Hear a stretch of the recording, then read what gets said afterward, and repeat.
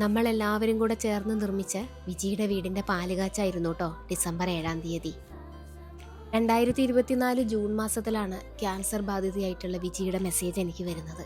പലരും ചികിത്സയ്ക്ക് വേണ്ടി പണം ചോദിക്കുമ്പോൾ വിജി ആവശ്യപ്പെട്ടത് എൻ്റെ കുഞ്ഞുങ്ങൾക്ക് കയറിക്കിടക്കാൻ ഒരു വീട് വേണം എന്നുള്ളതായിരുന്നു. 2025 പൂർത്തിയാവുന്നതിന് മുമ്പേ തന്നെ നിങ്ങളുടെയൊക്കെ സഹായത്തോടു കൂടി ആ സ്വപ്നം യാഥാർത്ഥ്യമായി. എല്ലാ പേരും ആഗ്രഹിച്ചൊരു സ്വപ്നമാണ്. ശരിക്കും അതൊരു സ്വപ്ന വീടാണ്. അതിന് ഒത്തിരിയേറെ ഹൃദയം നിറഞ്ഞ നന്ദി. സഹായിച്ചവർക്കും പ്രാർത്ഥിച്ചവർക്കും ഹൃദയം നിറഞ്ഞ നന്ദി പറഞ്ഞാലും തീരാത്ത, എന്നാലും 1000 നന്ദി. അന്നത്തെ വീഡിയോ പോസ്റ്റ് ചെയ്തതിന് ശേഷം ലോകത്തിൻ്റെ നാനാഭാഗത്തു നിന്നുള്ള മനുഷ്യരുടെ കുഞ്ഞു കുഞ്ഞു സഹായങ്ങളൊക്കെ എത്താൻ തുടങ്ങി. ആദ്യഘട്ടം 3 സെന്റ് സ്ഥലം വാങ്ങുക എന്നുള്ളതായിരുന്നു. വീട്ടിലേക്ക് വേണ്ട ഫർണിച്ചറുകളൊക്കെ ഞാൻ മേടിച്ചോളാം എന്നുള്ളത് ആദ്യമേ പറഞ്ഞിരുന്നു കേട്ടോ. 2 മുറികളിലേക്കുള്ള കട്ടിലും ബെഡും സോഫ സെറ്റും ഡൈനിങ് ടേബിളും ആണ് മേടിച്ചിട്ടുള്ളത്.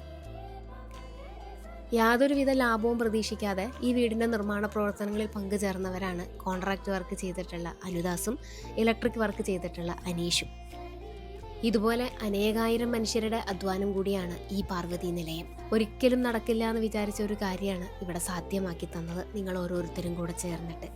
3 സെന്റ് സ്ഥലത്ത് 635 സ്ക്വയർ ഫീറ്റിൽ വിജിയുടെ സ്വപ്നം ഇങ്ങനെ പൂവണിഞ്ഞു നിൽക്കുമ്പോൾ നിങ്ങൾ ഓരോരുത്തരോടും എത്ര നന്ദി പറഞ്ഞാലും മതിയാവില്ല.